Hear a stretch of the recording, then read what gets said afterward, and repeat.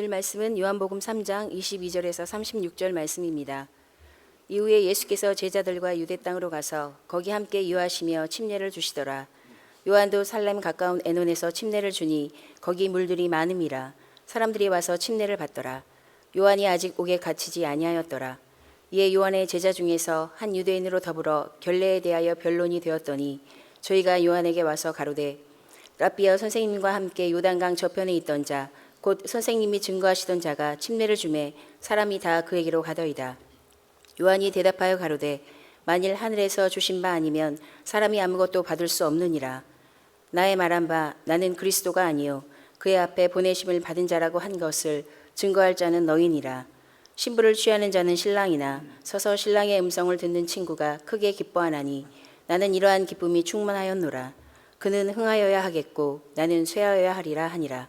위로부터 오시는 이는 만물 위에 계시고 땅에서 난 이는 땅에 속하여 땅에 속한 것을 말하느니라. 하늘로서 오시는 이는 만물 위에 계시나니 그가 그 보고 들은 것을 증거하되 그의 증거를 받는 이가 없도다. 그의 증거를 받는 이는 하나님을 참되시다 하여 인쳤느니라. 하나님의 보내신 이는 하나님의 말씀을 하나니 이는 하나님이 성령을 한량없이 주심이니라. 아버지께서 아들을 사랑하사 만물을 다 그 손에 주셨으니 아들을 믿는 자는 영생이 있고 아들을 순종치 아니하는 자는 영생을 보지 못하고 도리어 하나님의 진노가 그 위에 머물러 있느니라. 아멘. 성경의 복음서 하면 마태, 마가, 누가, 요한복음을 가리켜 복음서다. 복음이라는 말은 뜻이 복된 소식, 아주 복된 소식. 소식 중에 가장 복된 소식을 꼽아보면 지금은 복되지만 며칠 지나면 아이고 아들을 낳았어요. 어머 축하해요. 아이고 복된 일이네. 애가 100일 됐어요. 어머 좋아요. 10년이 지난 다음에 우리 아들 낳았어요. 아유 그 옛날 얘기인데 20년 지난 다음에 또 아들 얘기하면 그거 참 꽤 오래된 얘기인데 어떤 것은 시간이 지나가면 시간이 지나면 다 변해요. 그러나 시간이 지날지라도 어떤 환경일지라도 어떤 순간일지라도 복이 있다면 그 복이라면 무엇일까라는 거예요. 성경이 우리에게 이것이 복이다 라고 말한 것은 딱 하나, 바로 예수 그리스도입니다. 그리스도의 탄생, 그리스도의 성장, 그리스도의 사역, 그리스도의 죽음, 그리고 성천 다시 오심, 이게 복음서의 내용입니다. 마태, 마가, 누가, 요한 복음 전체의 내용입니다. 이건 언제 썼냐면요, 지금부터 2000년 전에 쓴 거예요. 2000년 전에 마태라는 사람이, 마가라는 사람, 누가라는 사람, 요한이라는 사람이 쓴 거예요. 마태라는 사람, 마가, 누가, 요한이라는 사람들이 예수님을 보고 이쪽 모습을 보고 이쪽 모습 보고 각자 본 모습 중에서 최고로 복이 있다라는 그 모습이 바로 예수 그리스도의 모습이에요.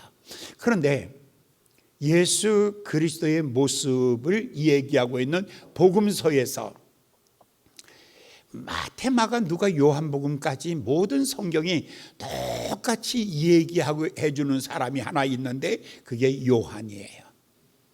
사실 출생에 대하여 얘기하는 데는 별로 없어요. 여러분 예수님 베드로의 출생에 얘기 없어요. 어느 지역에서 자라났는가 얘기 없어요.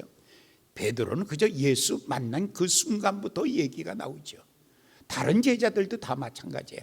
그런데 여기 나오는 오늘 주인공이 되는 침례 요한, 이 침례 요한은 예수님보다 6개월 전에 먼저 오신 분이에요.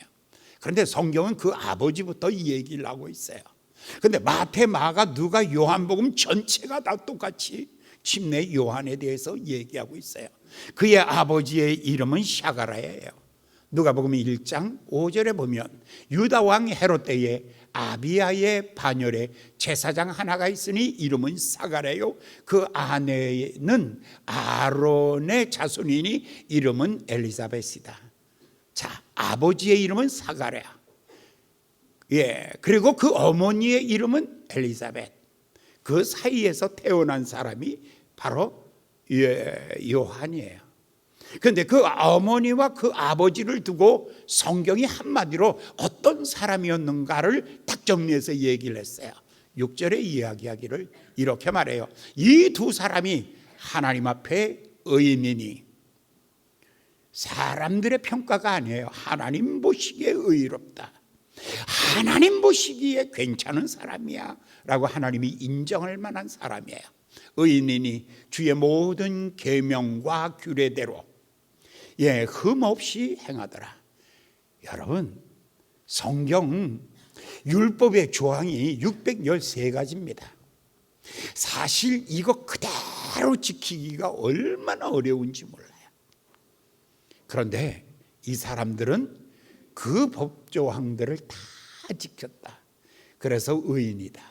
법적으로 조금 더 흠이 없는 사람이다. 그래서 성경이 말하기를 의인이다. 아버지의 이름은 샤가랴, 어머니의 이름은 엘리사벳. 둘 다 레위 지파 제사장 가문에서 누가 태어나냐면 요한이 태어납니다. 요한이 그 아내가 엘리사벳이 아기가 없었어요.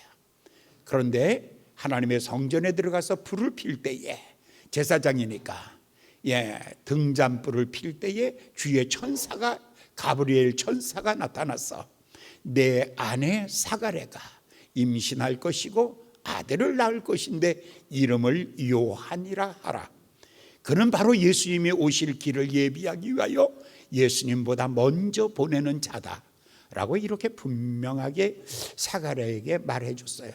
사가랴가 깜짝 놀라서 아니 내 마누라가 어떻게 나 없이 임신할 수 있겠습니까? 그 말도 꺼내지 마십시오.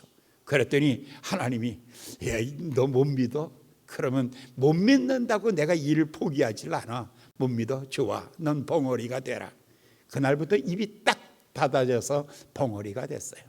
그리고 보니까 자기 아내는 점점 배가 불러서 드디어 해산하는 날이 왔어요. 1장 67절에 보니까 해산하고 난 다음에 사건이에요. 그 부친 사가랴가 성령이 충만함을 입어 예언하여 가로되 자기 아들이 태어났어요. 그런데 아들이 태어난 그 순간에 입이 탁 풀리는 거예요. 10달 만에 입이 풀리면서 말이 나오기 시작하는데 성령이 충만하여서 자기 아들을 안고 이렇게 이야기하기를 시작하죠.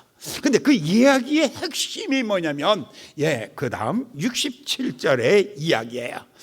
사가랴가 그 아들을 들고 이제 예언하기를 시작합니다. 76절에 이 아이여, 자기 아기 요한이죠. 아직 이름을 짓지 않았어요. 태어난 바로 그 날이었으니까. 이 아이여, 그러면서 내가 지극히 높으신 이의 선지자라 일컬음을 받을 것이고 주의 앞서가서 그의 길을 예비하리라. 네가 해야 되는 일은, 너는 누구 있냐면 바로 높으신 하나님의 예언자다. 하나님이 말하고 싶은 것을 네가 말을 해야 한다. 그리고 주님이 오시는 길을 내가 예비하기 위해서 너는 온 자다. 이거 언제 들었죠? 바로 10달 전에 자기가 성전 안에 있을 때 가브리엘 천사가 자기에게 전해줬던 그 이야기를 요만큼도 잊어버리지 아니하고 그대로 가슴에 안고 있다가 자기 아들 태어나는 날 자기 아들을 가슴에 안고 이 아이여, 내가 지극히 높으신 이의 선지자라 일컬음을 받을 것이며 주의 앞서가서 그 길을 예비하리라. 그리고는 한 가지 더 77절 주의 백성에게 그 죄사함으로 말미암는 구원을 알게 하리라. 이 얘기가 포인트예요. 가장 지금까지는 모든 사람들이 다 어떻게 사람은 거룩해진다고요? 율법을 지킴으로. 어떻게 하나님의 자녀가 된다고요? 율법을 지킴으로. 어떻게 천국에 간다고요? 율법을 지킴으로. 그런데 신약이 열려지며 첫 번째 복음이 탁 하고 터진 이야기가 뭐냐면, 사람은 율법을 지켜서 의로워지는 게 아니라 죄 사함을 받아서 의로워진다. 다른 말로 말하면 칭의입니다. 이거는 엄청난 차이가 있습니다. 여러분들이 만약에 좋은 대학에 가는 거, 좋은 대학에 가려면 어떻게 가야 돼요? 공부를 해야죠. 실력을 갖추어야죠. 합격할 만한 실력을 갖춰야죠. 거기서 요구하는 것만큼 해야죠. 그래서 대학에 간다면 그건 자기 노력으로 가는 거예요. 그러나 그 대학에 갈 때에 그런 조건들이 없다고. 아무 조건이 없어. 넌 그저 와. 갑자기 문이 열린 거예요. 갑자기 천국의 문이 열렸어요. 어떻게요? 딱 한 가지예요. 주의 백성에게 죄 사함으로 말미암은 구원을 알게 하려고. 예언의 내용이 뭐예요? 준비해야 되는 사역이 뭐예요? 사람은 용서받음으로 의로워진다. 사람은 죄 사함을 받아야 의로워진다. 사람의 노력으로 의로워지는 것이 아니라 죄 사함을 받아야 의로워진다. 이 얘기하기 위해서 너가 가는 것이다 라고 이렇게 말하는 것이죠.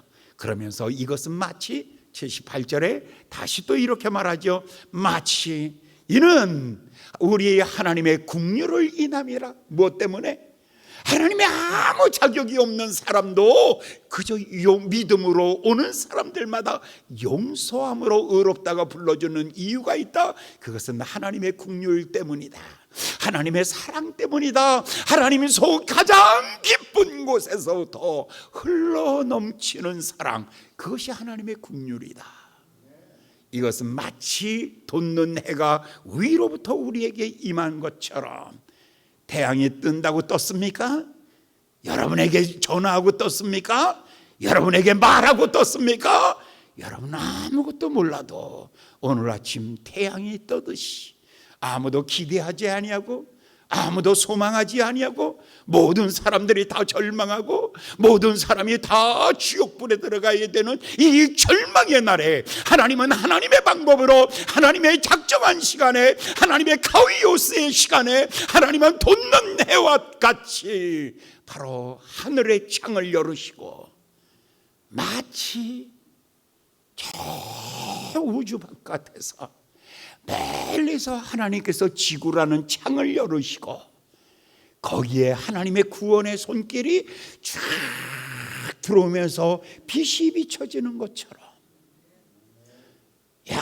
돋는 해 깜깜한데 해가 저 동력 하늘에 해가 떠오르는 것처럼, 마치 해가 떠오르는 것처럼, 마치 아무도 기대하지 않았는데 하나님께서는 역사의 현장에 창문을 열으시고 거기에 아기 예수를 집어 던졌는데, 그게 바로 돋는 해가 되시고 바로 우리를 위한 하나님의 준비, 어린 양 예수, 나를 위하여 대신 죽을 어린 양 예수를, 죄 없는 죄의 사람을 이 땅에 보내서 나를 위하여 죽으심으로 말미암아 내 모든 죄를 용서하기 위해서 하나님은 마치 돋는 해가, 아무도 불가항력적인 것입니다.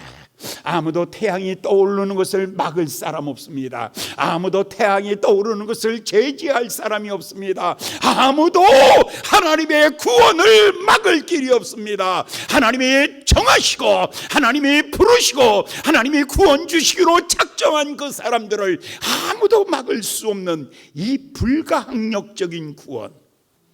어느 날 하나님은 나를 아신 자들을 정하신 나를 불러내시고 불러내신 나를 어린 양의 보혈로 씻어주시고, 그리고 나에게 말하기를 너는 내 아들이야, 내가 너를 거룩하게 내가 너를 의롭게 하였느니라, 너는 바로 내 아들이야 라고 말씀하시는 이 하나님의 선언은 마치 무엇과 같이 돋는 해와 같이 떠오르리라.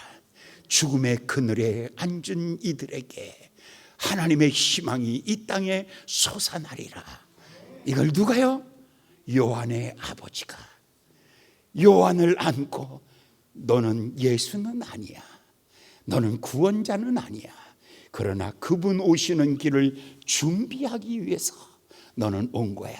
너는 선지자야. 너는 그분의 길을 준비하는 자야.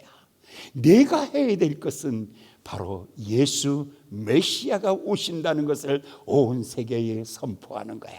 마태복음 11장에 어느 날 예수님께서 이 사건들을 생각하면서 여자가 낳은 자 중에 가장 큰 자가 바로 요한이다.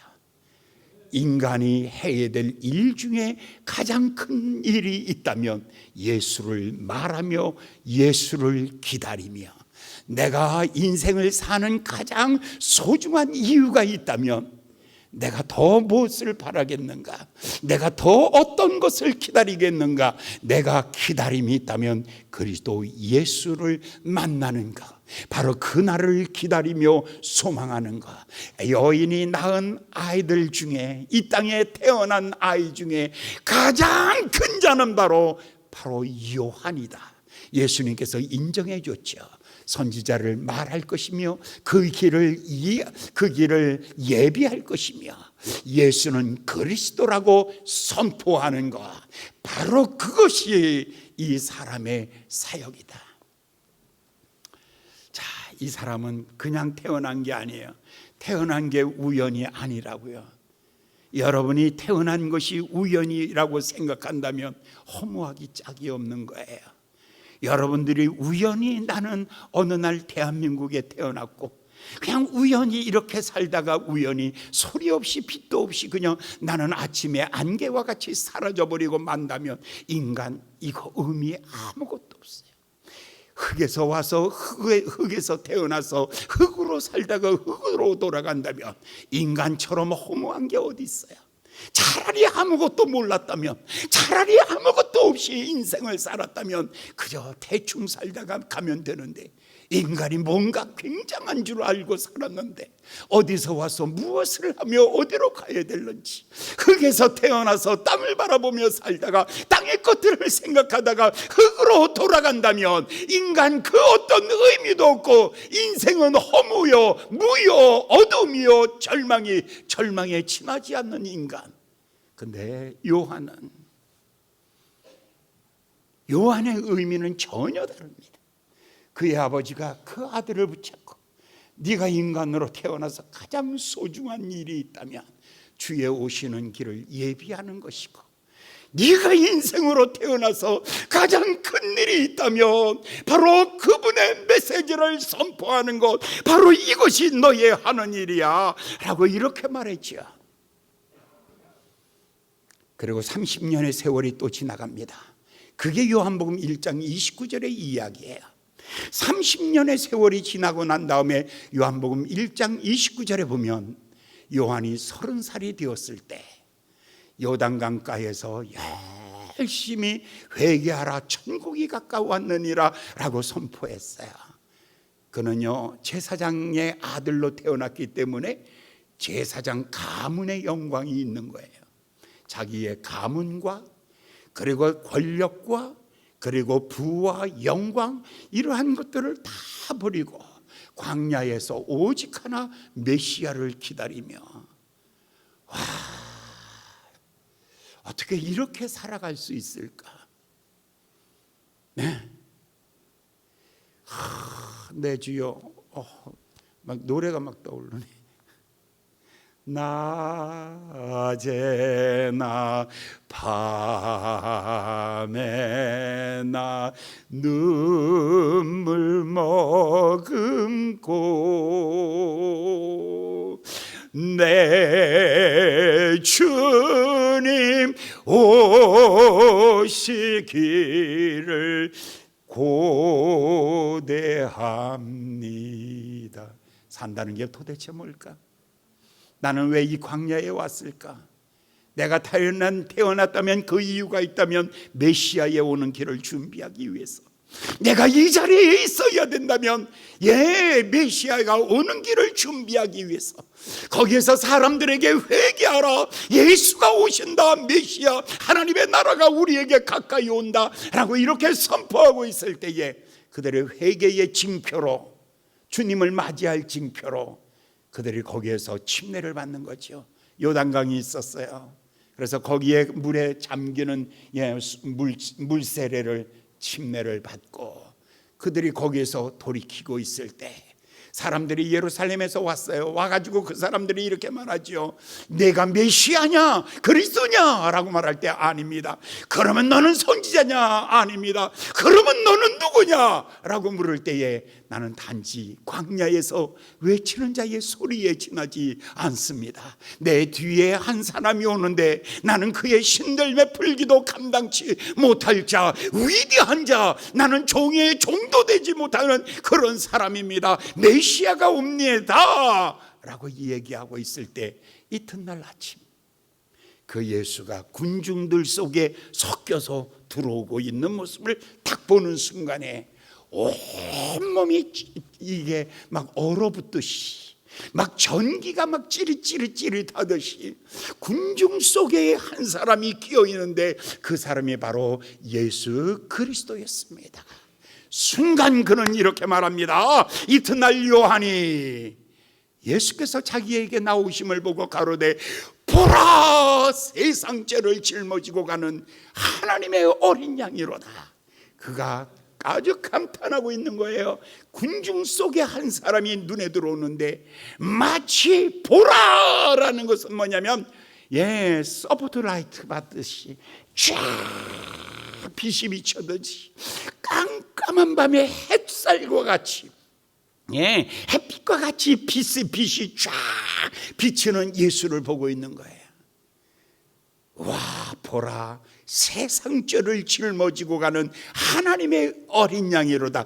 이 말 속에 성경 전체의 해답이 그 말 속에 있는 거예요. 뭐라 그랬어요? 죄 사함으로 말미암아 받는 구원. 그러면 어떻게 죄 사함을 받아요? 대신 어린 양이 죽음으로.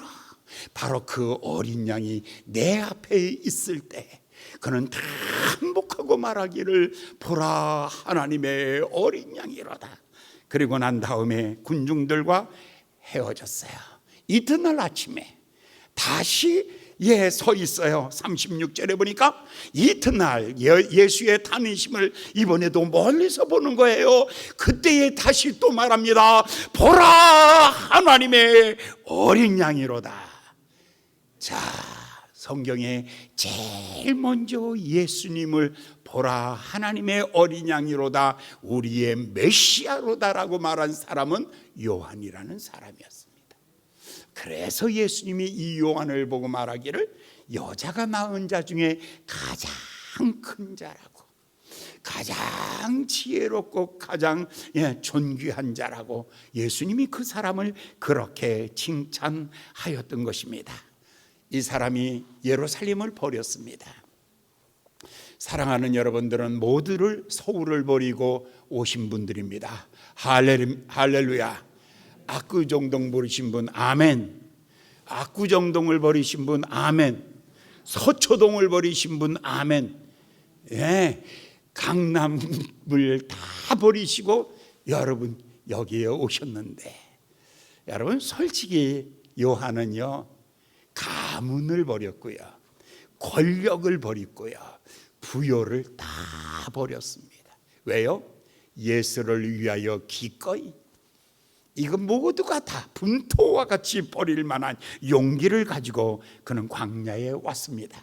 광야에서 외치는 자의 소리가 마태복음 3장 1절부터 성경에 나옵니다. 마태복음 3장 1절에 그때의 세례 요한이 이르러 유대 광야에서 전파하여 가로되 회개하라 천국이 가까이 왔느니라 하였으니 3절 이는 선지자 이사야로 말씀하신 자라 일러스되 광야에 외치는 자의 소리가 있어 가로되 너희는 주의 길을 예비하라 그의 적경을 편탄케 하라 하였느니라. 자, 예수님이 내게 오시는 가장 좋은 길 만들기, 예수님이 내게 가까이 올 수 있는 가장 좋은 길 만들기, 주님이 오시는 길 닦기, 다른 말로 말하면 뭘까? 그게 바로 회개입니다. 회개란 무엇이냐면 주님이 오시는 길을 만들기. 그러니까 회개가 복이에요. 왜 예수님이 못 오시냐면 내 안에 죄가 있어서 못 들어오시는 거예요. 회개는 무엇이냐면 예수님이 내 안에 들어오시도록 내 안을 청소하는 거예요.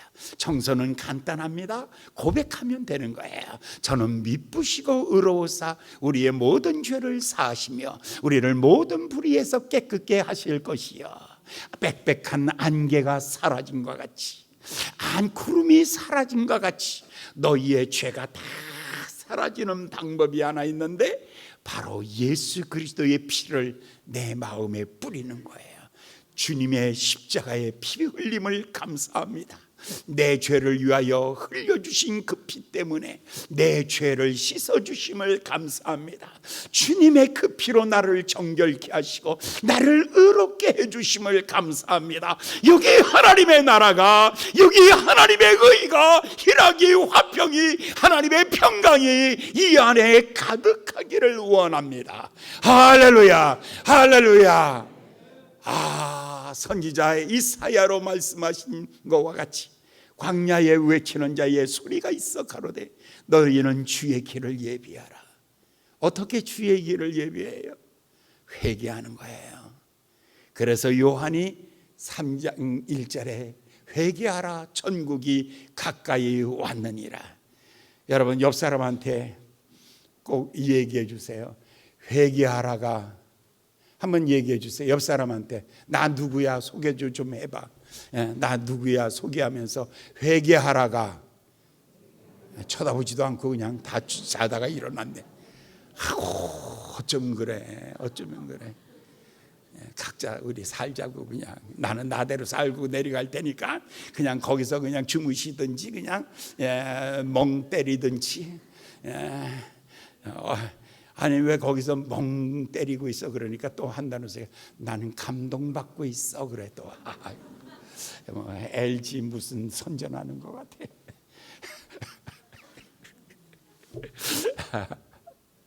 여러분 가장 좋은 축복이 회개하는 거예요. 집안 청소해 놓으면 주님이 오시는 거예요. 제일 놀라운 축복이죠. 이렇게 하는 거예요. 자, 그런데 막상 사건이 하나 생겼어요. 22절부터 26절까지 드디어 사건이 터졌어요. 자, 이후에 다 같이 봉독합니다. 시작. 이후에 예수께서 제자들과 유대 땅으로 가사 거기 함께 유하며 침례를 주시더라. 요한도 살렘 가까운 에논에서 세례를 주니 거기 물들이 많음이라 사람들이 와서 침례를 받더라. 요한이 아직 옥에 갇히지 아니하였더라. 이에 요한의 제자 중 한 유대인으로 더불어 결례에 대하여 변론하였더니 저희가 요한에게 와서 가로되 라피오 선생과 함께 요단강 저편에서 있던 자 곧 선생님이 증거하던 자가 세례를 주매 사람들이, 여기서 제일 중요한 단어가 이거예요. 사람들이 다 그에게로 가나이다. 다 예수님을 버리고 다 떠나가는 거예요. 어느 순간에 여기 교인들이 하나도 없는 거예요. 다 떠나간 거예요. 어디로 갔나 봤더니 옆에 교회가 하나 생겼어요. 근데 담임 목사가 예수님이셔. 그러니까 갑자기 그분이 오니까 내가 뭐가 됐냐면 짝퉁이 됐어. 그리고 교인들이 다 가버렸어. 그러니까 장로님 중에 하나가 와가지고 목사님 어떻게 하면 좋아요? 큰일 났어요. 우리 교인들 이 집사 박 집사 권 집사 몽땅 저기 옆에 예수교회로 갔네요. 그러니까 내가 뭐라 그래야 돼요? 헐 망했네. 그래서 요한이 이렇게 미리 말했죠. 뭐라고 말했어요? 그는 흥해야 되고 나는 망하여야 되리라 라고 이미 말한 거예요. 사랑하는 여러분, 한번 따라해 보세요. 우리 목사님은 탁 망해라. 그래야 예수님이 흥한다. 그래야 예수님이 흥하는 거예요. 근데 요즘에 왜 교회가 문제가 오냐면, 왜 교회가 부흥되지 아니하냐면 목사들이 흥하고 예수가 망했어. 한국에서는 예수가 망해. 그러면 망하는 거예요. 예수가 높임 받으려면 내가 낮아져야 돼. 예수가 존귀해지려면 내가 낮아져야 돼. 내가 그의 신들매 풀기도 감당치 못하리라. 신는 누가 푸는데요? 여러분, 옛날엔 다 샌달 신었거든요. 샌달 신을 때에 샌달은 뭐 어떻게 해요? 다 묶잖아요. 그러면 주인이 나가려 그러면 턱 나갈 때 턱 하고 대딤돌 위에다가 발을 올려놓으면 이제 하인이 무릎을 꿇고 앉아가지고 주인의 신발을 끈을 매는 거예요. 이게 하인이 하는 일이에요. 그러니까 요한이 말하기를 나는 그분의 신들매 풀기도 감당치 못한다는 것은 종의 종도 되지 못합니다 라는 말입니다. 사랑하는 여러분, 여러분들은 도대체 누구십니까? 나는 신들매 풀기도 감당하지 못하는 사람입니다. 할렐루야! 이렇게 말하는 거죠. 그런데 여기에서 그런데 이제 본격적으로 제일 중요한 핵심 메시지를 주고 있어요. 그런데 27절을 보면 27절을 보면 요한이 이렇게 말해요. 요한이 대답하여 가로되 만일 하늘에서 주신 바가 아니면 사람이 아무것도 받을 수 없느니라. 자, 예수님 앞에 저렇게 사람들이 많이 모여갔어요. 수 없는 사람이 모여갔어도 예수가 하늘로부터 온 자가 아니면 아무것도 줄 게 없어. 그러면 결국 뭐예요? 속인 거죠. 거짓말한 거예요. 그런데 요한은 예수님을 어떻게 생각했냐면 첫째가 뭐냐면 하늘로부터 오신 자, 하늘로부터 오신 자라고 이렇게 생각하고 있는 것이죠. 그렇습니다. 예수님은 도대체 누구냐면 겨자 씨알이 한 알이 땅에 떨어졌어도 큰 나무가 되고 새들이 와서 깃들을 만큼 큰 나무가 되는 이유가 뭐예요? 그 안에 생명이 있기 때문에. 예수님은 누구시라고요? 하늘로부터 오신 자다. 이게 1번이에요. 2번 28절을 볼까요? 나의 말한 바 나는 그리스도가 아니요 그의 앞에 보내심을 받은 자라 한 것을 증거하는 너희는. 이 두 번째 이 얘기는 뭐냐면 첫 번째는 예수님에 대한 요한의 고백이에요. 첫 번째 고백은 뭐냐면 그는 하늘로부터 온 자다. 두 번째 고백은 뭐냐면 그가 바로 그리스도다. 그리스도란 말은 뭐냐면 기름 부음 받은 자. 다른 말로 말하면 나의 구세주시다. 나의 주님이시고 구세주시다. 내 인생의 내 영혼의 구세주시다 라고 이렇게 말하죠.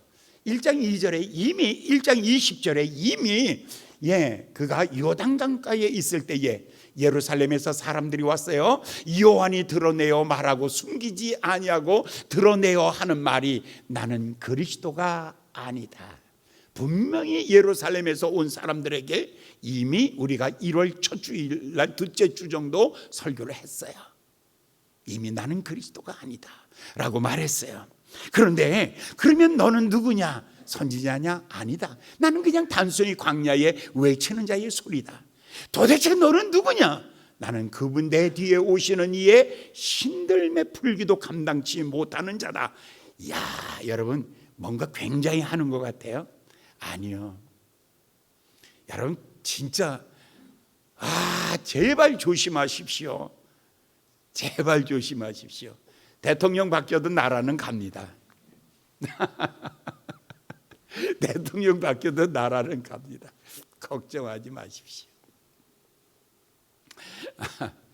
굉장한 것 같아요. 지금 요한이 뭐라 그러는 줄 아세요? 나는 신들매 풀기도 감당치 못하겠다. 인산이나 사람들이 몰려왔는데 그 사람들을 향해서 나는 내가 말하고 싶은 것이 있다. 나는 무력하고 무능하다. 나는 내가 스스로 아무것도 할 수 없다. 내가 자랑하고 싶고 내가 말하고 싶은 분이 있다면 오직 예수만이, 이 나라의 구원도 예수요, 병 고침도 예수요, 부유함도 예수요, 예수만이 우리의 구주시다 라는 것입니다. 주님만입니다 라고 이렇게 말하고 있는 것이죠. 세 번째 얘기가 29절에 나오죠. 근데 또 갑자기 이렇게 얘기해요. 신부를 취하는 자는 신랑이나 서서 신랑의 음성을 듣는 한 친구가 크게 기뻐하나니 나는 나는 이러한 기쁨이 충만하도다. 자, 예수님은 신랑이라고 말하고 교회 여러분들은 모두가 신부라고 말하고, 요한은 뭐냐면 나는 이 둘 사이의 신랑의 친구다. 어떤 날은 내가 함재마비가 되고 어떤 날은 청사초롱 들고 앞길을 걸으며 어떤 날은 북을 치고 꽹과리를 치고 어떤 날은 그 축제의 한 일원일 뿐이지. 예수는 바로 신랑이고 예수는 바로 신부의 남편이 되는 분이다. 이거는 뭐냐면 일체성을 얘기하고 있는 거예요. 자, 예수는, 그래서 여러분 예수 믿기 참 어려워요. 똑똑하지 못하면 이 엄청난 설교들을 이해를 못해. 그냥 앉아가지고 되게 길다 야, 나 괜히 왔다 야, 문자 보내지 마로, 그냥 가만히 앉아있어. 그래도 1시간 정도는 집중할 수 있으면 좋겠습니다. 조금만 더 집중하시면 끝날 때가 되니까 조금 참으세요. 첫 번째는 하늘로부터 하나님이 인정해 주지 아니하면 아무 일이 안 일어날 것이다. 저 사람이 일어나고 있는 일은 땅의 일이 아니라 하늘의 일이다. 첫 번째. 두 번째, 하늘의 일은 무엇이냐면 그는 구세주시다. 세상의 사람들을 건져내는 구원자이시다. 근데 그 사람은 인류의 구원자이지만 마치 나에게 남편인 것처럼 나와 친밀한 관계를 가지고 나를 구원하는 구원자다. 멀리 있는 구원자가 아니라 마치 신랑과 같이 내 남편이 구원자라면 얼마나 놀라운 축복이겠습니까? 요한이 탁월하게 예수를 설명하고 있어요. 어떻게요? 마치 신랑 같은 구원자야 라고 설명을 해주고 있는 것이죠. 자, 이 일체성에 대해서 예수님은 이렇게 말하죠.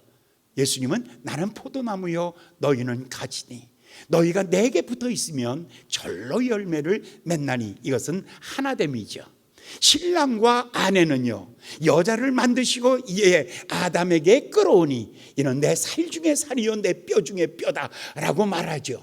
그때에 하나님의 하나 되게 하신 것을 사람이 나누지 못할지니라 라고 하시죠. 하나됨, 일체성, 이게 바로 예수님이 얘기하고, 지금 요한이 예수님은 구원자인데 우리의 구세주신데 우리의 메시아신데 그는 멀리 있는 분이 아니라 멀리서 말씀하시는 분이 아니라 내 남편과 같이, 예수님은 그것을 더 친밀하게 나는 포도나무고 너희가 가지니 너희가 내 안에 있고 내가 너희 안에 있으면 이거는 절로 열매를 맺는 거야. 걱정하지 마. 너 열매를 계속해서 많이 맺을 거야. 걱정하지 마. 이런 거예요. 이거를 바울은 접붙이기 사건으로 이 얘기를 하고 있어요. 로마서 11장 24절에 성경이 이렇게 말하죠. 내가 원돌 감람나무에서 지킴을 받고 본성을 거스려 좋은 감람나무에 접붙임을 얻었은즉 너는 나쁜 놈이었어. 근데 너 인생을 뚝 잘라다가 예수라는 좋은 감람나무에다가 접붙인 거야. 자, 세 가지 비유를 들고 일체성의 원리에 대한 세 가지를 들고 있어요. 요한은 신랑과 아내, 신랑과 부부에 대한 일체성, 예수님은 포도나무와 가지의 일체성, 바울은 돌감람나무와 참감람나무의 접붙이기를 통한 일체성. 지금 요한이 예수님은 27절에서 하늘로서 오신 분이요, 28절에 그는 메시아요, 그리스도시요, 그 다음에 우리의 신랑이시다. 그러니까 너는 예수와 완전히 하나가 되었고, 너는 절대로 하나님이 너와 예수를 하나 된 것을 세상이 나눌 수가 없는 거야 라고 이렇게 완전히 하나 되게 하셨습니다. 이제 네 번째는 31절에 나오죠. 31절에 그러면서 이렇게 말해요. 위로부터 오시는 이는 만물 위에 계시고, 땅에서 난 이는 땅에 속하였나니, 땅에 속한 것을 말하느니라. 하늘로서 오신 이는 만물 위에 계시다. 그러니까 예수님에 대한 이야기를 조금 더 구체적으로 하는데, 너희는 땅에서 났고, 요한복음 8장 44절에서는 아예 이렇게 얘기해. 너희는 너희 아비 마귀에게서 났느니라. 너의 죄를 누가 가리켰다고? 마귀가 가리킨 거야. 근데 지금 예수님은 어떻게 얘기하냐면, 요한은 예수님을 말하기를 하늘로서 났고, 하늘에서 났고, 그리고 그는 하늘에 속하였고 하늘의 영원히 하늘의 권세를 가지고 있는 자다. 그러면 너희란 누구예요? 우리란 땅에서 났고 땅의 것을 살고 땅에서 흙으로 돌아가 버리고 말 것이다. 하늘과 땅은, 영과 육은 완전히 하나가 될 수가 없는데, 예수 안에서 너희도 하늘에 속한 자가 될 수 있게 되었느니라. 이걸 설명하기 위해서 요한복음 6장 46절에 보시면 이렇게 말합니다. 이는 아버지를 본 자가 있다는 것이 아니라 오직 하나님에게서 온 자만 아버지를 보았느니라. 지금 예수님이 자기 설명하는 거예요. 예수님께서 그 벳세다에서 5,000명을 먹이고 12광줄이 남는 사건이 벌어졌어요. 그리고 난 다음에 예수님이 거기를 떠나서 베다니로 왔어요. 그랬더니 사람들이 막 찾은 거예요. 아니, 예수님 어디 가셨지? 그래서 베다니까지 예수님을 찾아왔어요. 그리고는 하는 말이, 예수님 성질나게 여기까지, 거기 가면 간다고 얘기 좀 하고 가시지. 우리가 얼마나 예수님 당신 찾아서 헤맸는 줄 아냐고. 그때 예수님 딱 하는 말이, 너희가 나를 찾는 까닭은 육신의 떡을 먹은 까닭이요, 너희가 생명의 떡을 먹었기 때문에 나를 찾은 것이 아니다. 자, 예수님의 그 기적을 육신의 기적으로만 생각하고 있는 거예요. 표적을 본 게 아니에요. 이것을 통해서 예수님이 메시아라고 생각한 것이 아니라 육신의 떡을 생각하고 있는 거예요. 여기서 신앙이 다 무너지는 거예요. 여기서 심각해지는 거예요. 우리의 신앙이 다 흔들리는 이유가 뭐냐면, 육신의 떡을 먹었기 때문에. 5,000명이 그리고 난 다음에 예수님께서 나는 하늘에서 온 떡이다, 나는 너희가 광야에서 먹고 죽은 그 떡이 아니라 나를 먹는 자는 영원히 살리라 하면서 예수님께서 얘기를 합니다. 47절에 말하기를, 진실로 진실로 너희에게 이르노니 믿는 자는 영생을 갖았고, 믿는다는 것은 무언가? 48절에 내가 곧 생명의 떡이니라. 내가 생명의 떡이니 나를 먹는 것이다. 내가 5,000명이 먹고 12광주리가 남는 보리떡을 먹인 것은 영적인 의미는 이것이다. 이걸 가리키기 위해서 기적을 행한 것이지, 5,000명 먹이는 기적을 보여주기 위해서 기적을 행한 것이 아니라, 내가 생명의 떡이라는 것을 영적인 의미를 보여주기 위해서 내가 이 일을 했는데, 너희들은 어떻게 영적인 의미는 생각하지 아니하고 단순히 육신의 떡만 생각하고 있느냐. 그래서 예수님이 정말 화가 난 거예요. 예수님이 그래서 49절에 과거를 끌어다가 설명을 합니다. 너희의 조상들은 광야에서 만나를 먹었어도 다 죽었다. 여러분, 기적이 있어도 죽습니다. 기적으로 여러분 부자 돼도 죽습니다. 걱정 마십시오. 그냥 죽을 테니까. 다 죽습니다. 그런데 생명의 떡을 먹어야 영생하는 겁니다.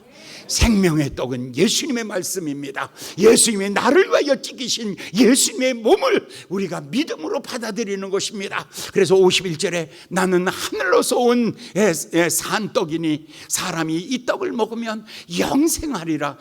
나의 줄 떡은 그 세상의 생명을 위하여 내 살이니라. 예수님이 자기 십자가에서 찢기신 자기 몸, 이게 여러분들의 뭐냐면 떡이라. 여러분, 여기에 보리떡 5덩어리로 12광주리가 남는 떡이 하나 있고, 여기는 예수님의 몸 성체가 있어요.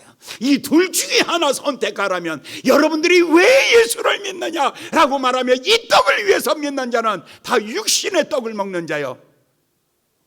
이 사람은 광야 40년 동안 그 떡을 먹고 광야에서 다 죽은 자들과 같이 죽을 것이로되, 그러나 예수님의 몸, 나는 하늘로서 내려온 생명의 떡이니 나를 믿는 자는 영원히 살리라. 여러분들은 예수님이 누구시라고요? 내 영혼의 생명의 떡으로 내게 오신 것입니다. 할렐루야. 63절에 이렇게 말합니다. 살리는 것은 영이니 육은 무익하리로다. 아무리 부자라도 다 돌아가십니다. 아무리 여러분 잘 산다 할지라도 다 그거 떠나가는 날이 있습니다. 살리는 것은 영이니 육은 무익하리라. 내가 너희에게 이른 말이 영이요 생명이니라. 이 말을 하니까요, 사람들이 그렇게 수천 명, 만 명이 모여들었어요. 엄청나게. 그리고 예수한테 왜 말도 안 하고 여기까지 왔냐고 막 역정 부리고 화내고 하던 사람들이 이 얘기를 하니까요, 슬금슬금 다 도망가 버리고 말았어요. 66절에 이러므로 제자 중에 많이 물러가고 다시는 그와 함께 다니지 아니하더라. 다 떠나버리고 말았어요. 오늘 여러분 육신의 떡을 위해서 오신 분이 계시다면 떠나셔도 됩니다. 성경에 보니까 다 떠났대. 이제 다음 주일날 오실 분은 예수님이 물어 67절로 예수님이 물으셨어. 이렇게 예수께서 12제자에게 이르시되 너희도 가려느냐. 그러니까 예수님의 제자들도 갈등이 생긴 거야. 다 갔는데, 그랬더니 베드로가 딱 한마디를 해요. 시몬 베드로가 대답하여 가로되 주여 영생의 말씀이 계심에 우리가 네게로 가오리까. 사랑하는 여러분, 여러분들이 인정받고 대접받아서 이 교회에 오시지 않기를 바랍니다. 여러분들이 오직 이 교회에 오셔야 되는 이유가 있다면 딱 한 가지입니다. 생명의 양식을 받기 위해서, 그 양식을 먹기 위해서 주님 앞에 나오는 여러분 되시기를 예수님의 이름으로 축원합니다. 그랬더니 33절, 34절 오늘 본문 말씀입니다. 33절, 34절 그의 증거를 받는 이는 하나님을 참되시다 하여 인쳤느니라. 자, 여기까지 듣고 난 다음에 맞습니다. 그렇습니다. 예수님은 하늘로부터 오셨고 그는 나의 메시아가 되시며 나의 남편이 되시며 그는 나에게 생명의 떡이십니다 라고 고백하는 사람들은 마음속에 뭐가 생긴다고요? 성령의 인치심의 사건들이 막 생겨지기 시작하는 거야. 아, 하나님이 내게 인치시면요, 인쳤다는 것은 확신이에요. 불확실한 게 하나도 없는 거예요.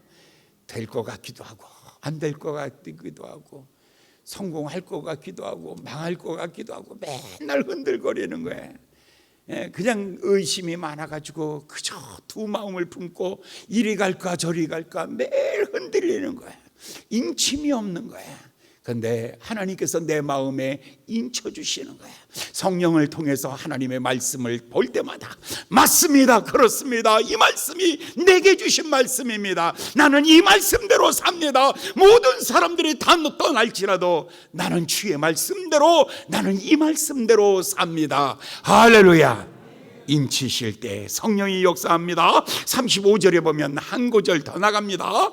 35절에 아버지께서 아들을 사랑하사 만물을 다 그 손에 주셨느니라. 그렇습니다. 예수님은 나의 하늘로부터 오셨고, 첫 번째 27절에 28절에 그는 나에게 있어서 메시아며, 그는 내 남편이시며 그는 내게 생명의 떡을 주시는 분이시다. 이 고백이 확실한 사람 속에는 성령의 인치심이 있고, 그 다음에 중요한 말씀이 하나 있죠. 뭐라고요? 하나님께서 만물을 다 그 손 안에 주셨느니라. 사랑하는 여러분들, 우리의 모든 필요한 것들을 주께서 무엇을 먹을까 무엇을 마실까 염려하지 말라. 이는 다 아버지께서 천부께서 너희의 쓸 것을 이미 다 아시느니라. 사랑하는 여러분, 아시는 주님께서 여러분의 모든 필요한 것들을 공급해 주시며, 36절 마지막 절입니다. 아들을 믿는 자는 영생을 얻고 아들을 순종치 아니하는 자는 영생을 보지 못하고 도리어 하나님의 진노가 그 머리 위에 쌓느니라. 어떤 사람은 세월이 지나가는데 점점 얼굴이 마귀가 돼.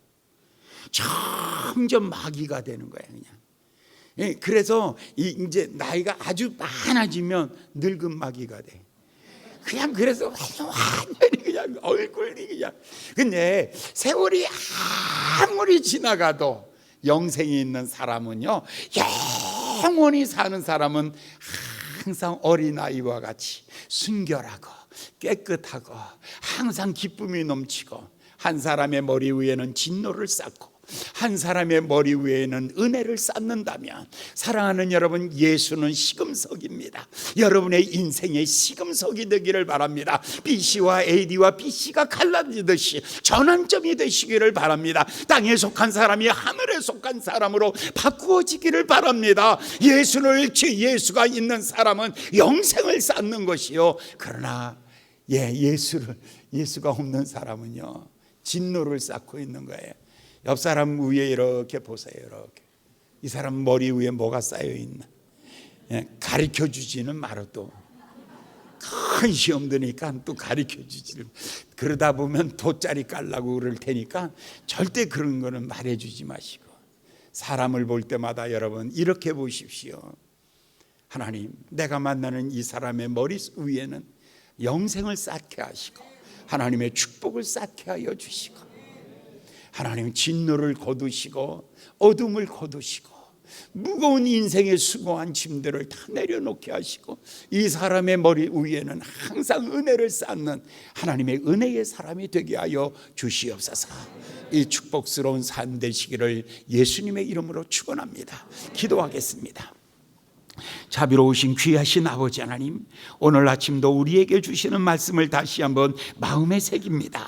요한이 증거하였던 예수 그리스도, 오늘 다시 한번 우리의 마음속에 새겨봅니다. 아버지여, 그는 나의 삶의 메시아이며 그는 나의 남편과 같으며 나의 위로부터 내려온 생명의 떡이 되시는 예수 그리스도, 그분으로 말미암아 하나님의 하늘의 평강과 하늘의 부요함과 하늘의 은혜를 맛보며 살아갈 수 있도록 우리 하나님 축복하여 주시옵소서. 예수님의 이름으로 간절히 기도하였나이다. 아멘.